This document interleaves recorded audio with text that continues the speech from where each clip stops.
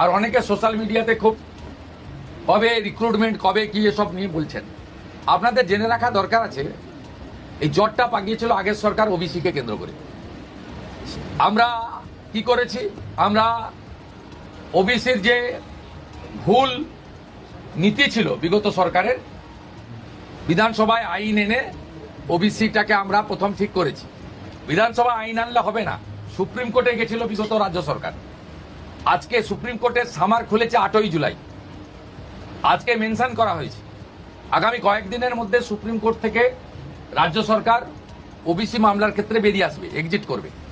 তার ফলে যে 6000-এর পরীক্ষা আপনার মৌখিক হয়ে গেছে, বাকি যে 6000-এর মৌখিক বাকি আছে সেটাও হয়ে যাবে। আর আমরা সংকল্পপত্রে দেওয়া কথা অনুযায়ী কোনো রাজনৈতিক লোক নিয়োগ প্রক্রিয়াতে থাকবে না। দূষণ নারিয়ালার মতো চিফ সেক্রেটারি র্যাঙ্কের অফিসারকে আমরা প্রশাসক করেছি, চেয়ারম্যান করেছি। আপনারা শুনলে খুশি হবেন, তিনি আজকে 4 জন নিয়ে নিয়েছেন। স্বচ্ছতার সঙ্গে, মেধার সঙ্গে SC ST OBC WS PH roster মেনে, রিজার্ভেশন রোস্টার মেনে কাজ করবে।